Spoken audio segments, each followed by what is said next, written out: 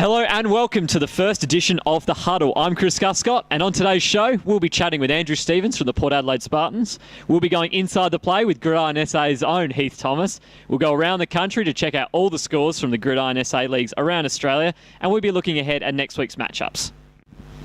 But we will start off with the round 7 matches, and the first match of Saturday's doubleheader saw the South Sydney Chiefs take on the Port Adelaide Spartans. After last week's matches, neither team can claim to be in a good string of form, as the Chiefs are scraped with a draw against the Eagles after trailing for most of the match last week, and the Spartans lost to the previously winless Oilers in a worrying display. However, it just takes 1 week to turn things around, and with the finals pitches still wide open at the midpoint of the season, this matchup could prove to be the difference down the stretch.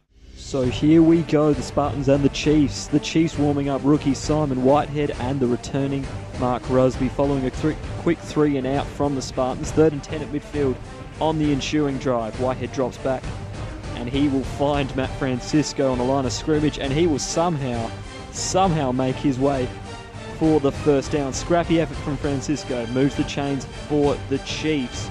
Now same drive, 3rd and 14. Whitehead out of the shotgun. Gets pressured, finds Aaron Kemp, and he somehow holds onto the ball after a crunching hit from Turner.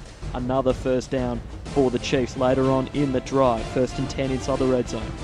And Kemp will be the target again, picking up a solid 8-yard gain on the quick slant route. Whitehead looking efficient early in this one.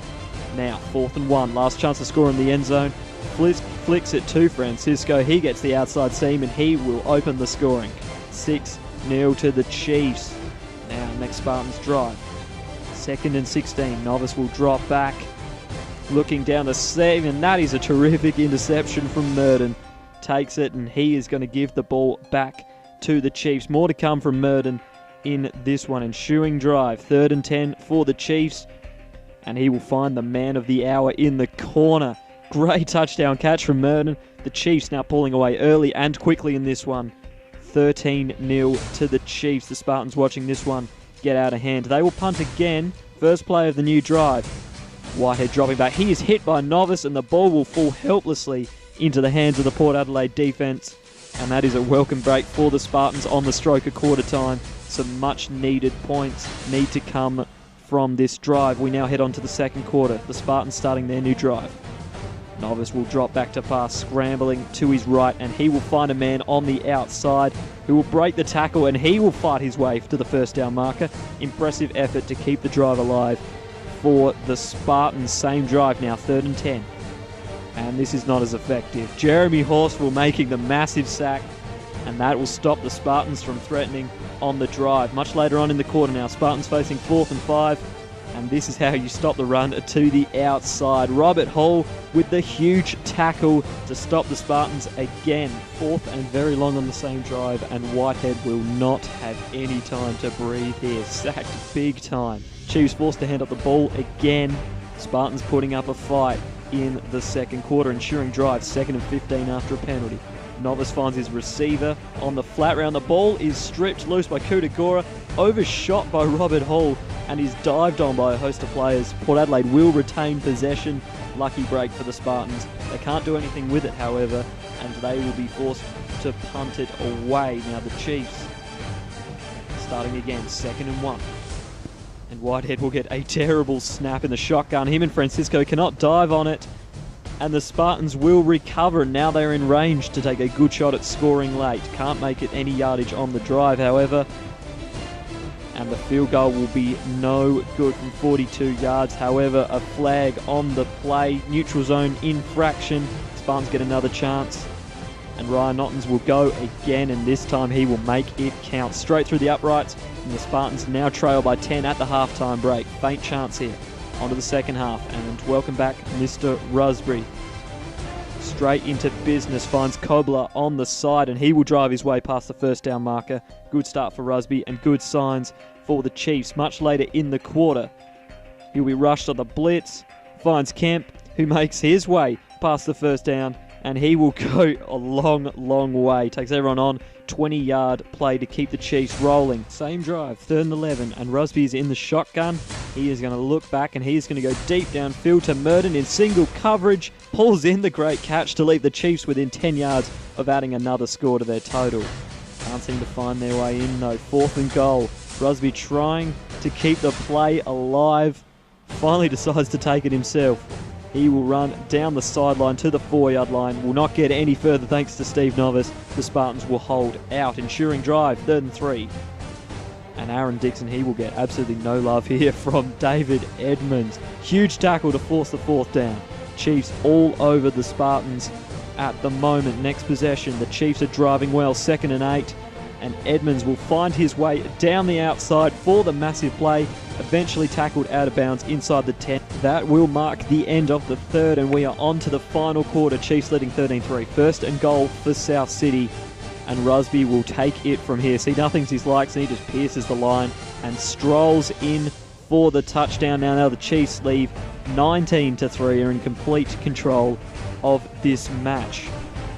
Onto the next drive. Spartans needing something, and Novice will deliver. Shifting out to his right to find Levi Johnson for the big 23-yard gain. Important 1st down later in the drive. 3rd and 12 on the 24, and here goes Aaron Dixon. Pierces the gap and makes his run down the middle. Makes a few men miss, and he is in for the touchdown. Back to a 10-point game. Spartans not out of this yet. They will force a punt and will have the ball back deep inside the Chiefs territory, and he is now entering beast mode. Dixon again with the touchdown run, and suddenly now 3-point game late in this contest. Chiefs starting to hear the footsteps behind them with under 5 minutes to go. Ensuing drive, Chiefs on 3rd and 3, and the Spartans will close the gap hard on Rusby. South City forced to again punt away, and now the Spartans have a big chance to steal this match late in this one. First play, and boy, is he feeling it now. Dixon, again, another big run down the middle. Straight away, they move the chains. Pressure time for the defense with under 2 minutes to play. Very next play. And it is now Novice's turn to shine. Throws a rainbow to the outside, and it will be pulled in by the receiver. He takes it out of bounds. Pressure time for the defense again. 2 plays later, and you give it to the hot hand. Dixon makes a huge off-tackle run. Gets in behind Johnston, and he is brought down inside the 10. Port Adelaide pushing the Chiefs. Next play, and they will finally complete the comeback. Otten's on the fullback draw, goes straight into the end zone, dunks it down. The Spartans somehow stealing a 23-19 lead. The match is not over yet, though. Next play, Rusby, he is going to go deep, and Ottens will pull up with it. Huge interception, and that will do it for the match. The Spartans scored 20 unanswered points in the final quarter to steal a thrilling 23-19 win on the back of an impressive 89-yard performance from Aaron Dixon. Huge win today. How'd you guys get it done? We ran the ball. And good blocking by our O-line, obviously. Our defense killed it in the second half and most of the first half. We just took a bit to get started, but once we were rolling, they couldn't stop us. You were on fire in the 4th quarter. You had 2 4th-quarter touchdowns. How were you feeling out there? I felt pretty good. About time I got on the board. Everyone keeps stealing them from me. So this is a massive win for your club. You guys must be ecstatic at the moment. Yeah, we are. So obviously we've got to get back to training Monday. This is the minimum effort we need. If we play like this, teams are going to be worried. And now it is time to go inside the play with Gridiron SA's own Heath Thomas. Good to have you on the program, man. Nice to be here. No worries. Now, one of the big plays that came out of the Spartans and Chiefs match was the 24-yard touchdown run from Aaron Dixon. The question is, how did he get it done? Well, no question it was a big play. It also helped start their 4th quarter comeback, which helped them win the game, pull off a big upset. The Chiefs lining up in a 4-3 defense, except having a strong safety come down into the box, making more of a 4-4 from. And what happens is, it's great for stopping the run, but the problem is, if you get a couple of missed tackles, it's going for a big play. What it was, a simple misdirection handoff towards the strong side of the formation. So what Steve Novice does, after coming under center, he fakes like he's going to hand it to the fullback Ryan Ottens, but of course something you have to account for on defense. Influencing the flow of the linebackers, handing it off to the strong side. What happens, defensive end has a play in the backfield, unfortunately cannot make the tackle. And then what happens after is there is a lot of green grass in front for Aaron Dixon. And Aaron Dixon in space means great things are going to happen for the Spartans. What happens is when contain is broken by the defense, and Aaron Dixon gets upfield, missed tackling on the Chiefs' part doesn't help him at all. But it's also blocked well by receivers downfield, especially Levi Johnson and number 99. We haven't got a name for him at the moment, we'll get that soon. They do a good job getting even just half a block on the secondary, so Aaron Dixon's able to just take it upfield, he puts it in and starts that comeback for the Spartans. Yeah, absolutely. That's Heath Thomas, and this is Inside the Play. He'll be back later on the program. The second match of the doubleheader was between the Adelaide Eagles and the Eastside Razorbacks, and with two explosive offences accompanied by a bit of rivalry, this matchup was bound to be a fiery affair. The Razorbacks managed to escape the first section of the season unscathed and carried their undefeated record out of their bye week and into the line of Adelaide's electric offence, led by Brad Manuel and Ian Nolte. Not much has changed since their high-scoring Round 2 clash, as the Eagles continue to struggle with finding their feet without their key stars from last year, and the Razorbacks have continued to surprise the league.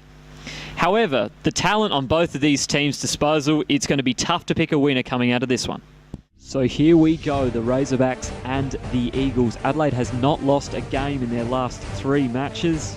The Razorbacks, they haven't lost any all year. We kick things off in the first quarter. First drive of the game, third and very long, and the Eagles will be bringing the pain early. Damien Voller making the sack to force the punt on the 4th down. First play of the Eagles' first drive.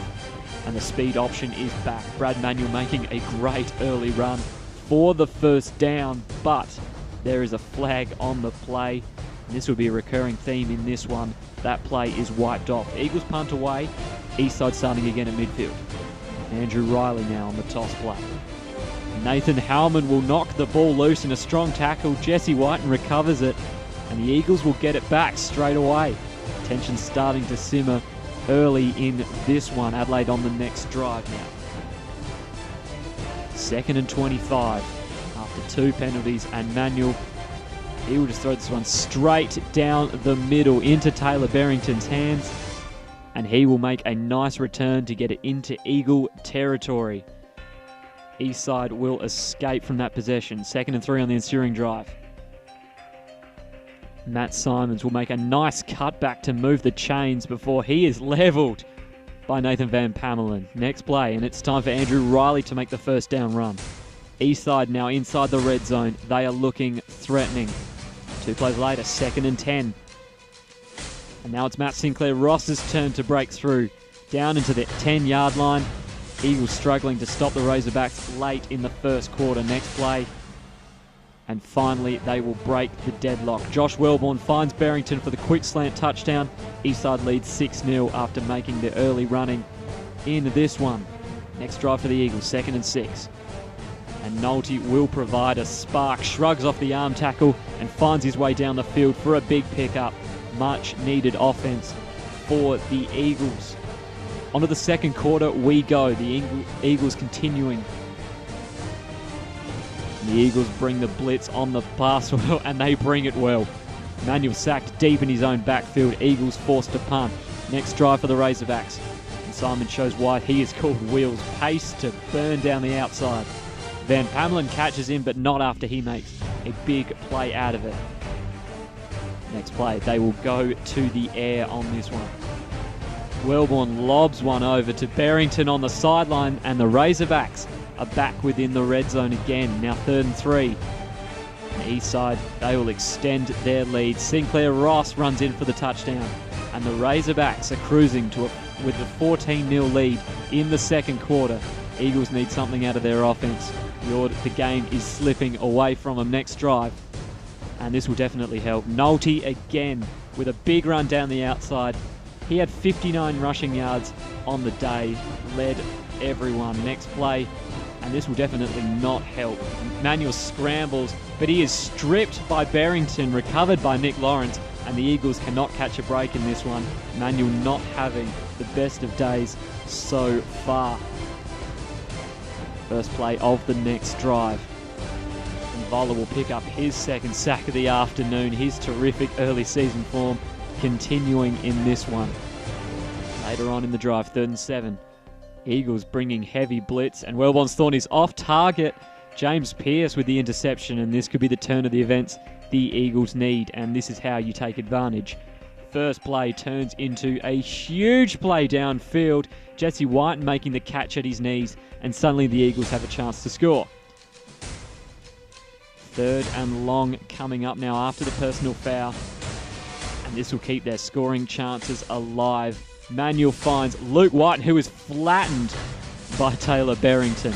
This will bring up 4th and short for the Eagles. Manuel throws to the corner, and Luke Whiten appears to come up with the catch, but the umpire rules it incomplete, and Whiten is not happy with that call. Flag thrown, unsportsmanlike foul called, and the Razorbacks get free 15 yards away from danger. 2 plays later, and this is not something that you want to see. Patton receives the end around run. He will go down awkwardly without contact, and he will not be getting up from this one. Patton clearly in a lot of pain on the field. Initial reports, it is potential meniscus injury. They forced a punt away after the injury, and there is nothing out of the ordinary here on this punt. He is brought down, but there will be a flag on the play.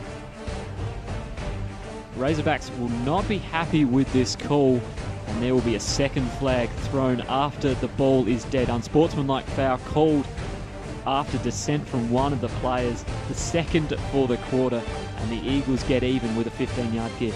Yet they lose 10 of that for a holding. They start 1st and 20. It doesn't matter when you can make offense like this. Davidson wide open, and they will move the chains. There is another unsportsmanlike foul on the play. This time Sinclair Ross penalised. Now 2nd and goal for the Eagles, and they will capitalise. A beautifully weighted pass from Manuel to finds Davidson, and now it is an 8-point game late in the second, thanks to penalties. The Razorbacks carelessly letting their lead be reduced. Heading into the second half now, Eastside leading 14-6. Eagles punting away after a 3 and out, and this is not how you want to start the quarter. Straight through the hands of Berrington, recovered by John Tamani Seve. The Eagles immediately getting another chance in the third. They can't convert, however. Razorbacks will get it back, 2nd and 5, and here comes Josh Builder. Absent for the first half, makes an immediate impact here as he pushes down the field for the big play. They can't make anything of the drive. Great punt puts the Eagles on their own 4. 3rd and 5, and Nick Lawrence will undercut the route, picks off the pass, spins around an Eagle, and gets down to the 1-yard line. Huge play to set up the Razorbacks perfectly on this drive. 2nd and goal. And Wellron will sneak in behind his lineman for the touchdown, and Eastside will restore its 14-point lead in this match midway through the 3rd quarter, ensuring possession. 1st and 10. John Tamane Seve will make a beautiful run, dodging blocks, eventually brought down for a solid game, and the Eagles are now beginning to move onto the final quarter. Eagles in possession. 4th and 1 inside the Razorbacks half, and you cannot give Manuel this sort of room. He keeps the drive alive. Eagles looking for an early score in the 4th to get back into it. Next play. Manuel sits in the pocket, and then he will burst away to get to the outside, helped by a massive lockdown field. The Eagles are now within striking range. 2nd and 20 after yet another penalty, and Manuel will somehow squeeze the ball into James Yeend. He makes a great run to the outside to set up the 3rd and manageable position. But the next play, it's now 4th and 9 after yet another penalty. Manuel waits on his receivers, time in the pocket, and he is almost intercepted.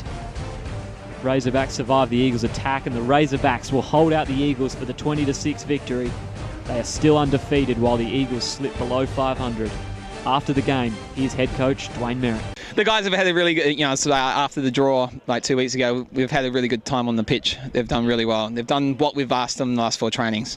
And it sort of resulted in, apart from the last 6 minutes of the first half, which was a bit disappointing, it's not Razorback football. So yeah, absolutely. I was going to say there is no love lost between these 2 teams, is there? No. There's a bit of a history there, and it's developed over a lot of time. It's like, but they've got something that we want to get a hold of. So we'll see if we can keep on the winning way. Yeah, I was going to say you guys are still undefeated. How are you guys feeling? Next few games. Oh no, we're excited to each challenge that comes up. We've got the Oilers next week with the Chiefs after that, so that'll tell us exactly where we are. We think we're in a good spot, but we need to keep showing that each week. And now we are back to go inside the play with Heath Thomas, the man who makes X's and O's come to life. Now the second play that we're going to be looking at today, Brad Davidson gets the touchdown on the 2-yard line, but one of the real interesting things that a lot of defenses come is that they can really crowd the line, especially when you're only 2 or 3 yards out. How do offenses create space for receivers? Well, for starters, they're helped out by the defense because no one challenges the receivers. No one gets a hand. You see the corner. He's a rookie. will let him off, but he doesn't really get a hand on his receiver, so he's able to come freely.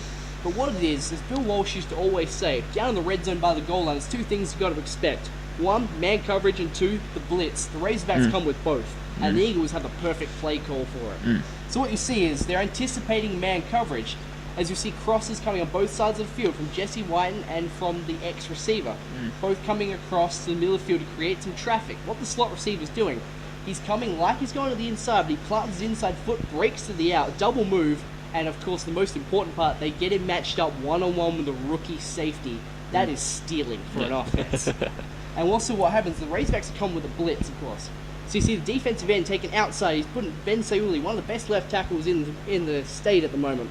It takes him to the outside. You see the defensive tackle crashing left guard inside, makes a massive alley, as you see on the film. And the linebacker, number 12, shoots through untouched, putting quarterback Brad Manuel under a lot of pressure. And also what happens that's really smart is you see the defensive end, Alex Barone, peels off the tackle to cover the running back swinging out. Otherwise, that also could have been a touchdown that hit him there wide open. But the most impressive thing, of course, is Brad Manuel with ball location. He puts into a spot only his wide receiver can catch the football, an easy touchdown. But what's more impressive is how he looked down the gun barrel. He's got a linebacker coming right down in him, steps into the throw. He's not afraid of the hit, and he gets an Eagles touchdown. This man, football IQ 200. Thank you for having me on the show, man. No problem, Dan. We will now go around the country with the National Scoreboard to see what all the leagues across Australia are doing.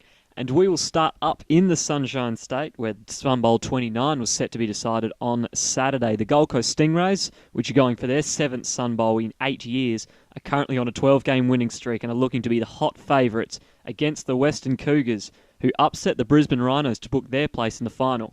However, when the two sides met in early August at the start of the season, the Cougars took the points at a close match, so it could come down to the wire again. Heading out west, and round 8 of the Gridiron West season saw another interesting slate of results come our way. The winless Claremont Jets had to forfeit against the Perth Blitz on Friday night, giving the Blitz a free win as they tried to keep in touch at the top of the ladder. The Rockingham Vipers have secured a 34-32 win against the spirited Westside Steelers, which now keeps the Vipers within the top 3, and the Curtin Saints have defeated the Perth Broncos 30-18 in the late game on Saturday to extend their 4-game winning streak. To the ladder now, and the gap between the top 4 and the bottom 3 continues to grow, with 2.5 games separating the Perth Broncos in 4th and the Westside Steelers in 5th. Curtin remains top for another week. Finally, heading over to New South Wales, and their gridiron season is almost finished, with their regular season to conclude next week. Round 13 proved to be a pivotal factor in the standings, with UTS keeping their finals hopes alive with a thrilling 37-36 win over the second-place West Sydney Pirates. Now, the Northwest Predators have also made a huge step towards clinching a playoff spot after they defeated the 5th-place Bondi Raiders 37-25. In the other game, the undefeated Sydney University Lions continue to roll on towards yet another title with a comprehensive 51-6 win over the Newcastle Cobras. Now, looking at the table, and with the Lions and Pirates confirmed in the playoff picture, the final 2 spots will be decided on the final day. Bondi's destiny is now in Northwest and UTS's hands, with a win to both teams enough to knock Bondi out of the race. The Predators luckily have the 1-10 Seahawks to face next week, while UTS will face the Wollongong Mustangs for their playoff spot. And that is your National Scoreboard. And now it is time for the Huddle Spotlight, this week with Port Adelaide Spartan, Andrew Stevens. All right, so you guys had a massive win on the weekend against the Chiefs, but that was 4 days ago. Is there still the momentum from that win here at training? Yeah, well, obviously you try and cash in on the positive effect of the win, but yeah, I mean, we had the really good result of the tie against the Razorbacks and then fell to the Oilers the next week. So yeah, I mean, sometimes that momentum can sort of send you astray a bit. So yeah, we just got back out here Monday and then again tonight to try and really focus on, keep on getting better and doing what we've got to do to improve. So I was just going to say, you have had a lot of roller coaster results over the last 3 weeks. Is there any way to explain the inconsistency? Just young players, like a lot of new players. We lost a lot of experience in the off-season. So, yeah, some guys step up and play really well some weeks, and then, the next week they're sort of, they're a bit lost out there. So, and then obviously a lot of the teams use different offences, different defences. So, sometimes they don't adjust as well to some teams as they do to others. Absolutely, yeah. But the fact is that you guys have been running it extremely well against all defences. How have you guys been able to maintain such a steady level of production from your running team, even though that it's no real secret that you guys are very rush heavy? Just good technique and good everyone knowing the plays, knowing the blocks, knowing the assignments, good communication on the line during the game. Just a lot of work out here getting it right. Absolutely. So now next week, it's a little bit of an understatement to say this is a massive game against the Eagles. You're locked up in the middle of the table. What's the feeling around the guys heading into this week's match? Oh, we're confident. I mean, last time we played them, we held them to 20, but we thought we probably should have held them to less, and our offense has really sort of improved a lot since that game. So hopefully, we can bring their points down and put a few more up on them this time. So. Now looking ahead at the Round 8 matchups coming up this weekend in the Gridiron SA League, and the 1 p.m. matchup will be the Southern District Oilers playing host to Eastside Razorbacks. Despite the previous match between these two teams finishing 40-0 favouring the Razorbacks, Oilers fans have reason to believe they might have a chance in this one. The loss of wide receiver Alex Pattinkin will no doubt leave quarterback Josh Welborn without one of his favourite targets and one of the league's best wideouts, as shown on screen now. First in the league for total yards, second in the league for both receptions and touchdowns, and third in the league for average yards per catch. Obviously a huge loss for the Razorbacks, yet there are enough impact players to suggest that the Razorbacks might not be as affected by the loss as first thought. They also lead the league in total offensive yards, points scored per game, and passing yards per game. However, the Oilers lead the league in pass defence, so whether this will be enough to slow them down just remains to be seen. Don't expect a pushover in this matchup, but don't expect an upset either. The second Round 8 clash will see the Port Adelaide Spartans host the Adelaide Eagles, and even though this match also finished in a lopsided result, the last 5 rounds have seen the gap close significantly between the two teams. Whilst the Razorbacks Oilers matchup will be based around the pass, this match will be based around the run. Now, the Eagles hold the best rushing offense and predominantly use this to generate their attack, which will only be matched by the Spartans and their number 1 ranked rushing defense. The Spartans also favour the run heavily, along with the Eagles, who can defend the run quite well, as each team is second to each other in the previous categories. This matchup will come down to whoever can either break the game apart to the rushing game or take it to the air more effectively. The Eagles have the edge over the Spartans, yet you can never rule out the Spartans after their last week's performance. And that will do us for our first edition of The Huddle. Thank you very much for joining me. I'm Chris Guscott. Make sure you check out Ozsports online for all of the latest sporting news and everything to do with Gridiron SA. Until next week, catch you around.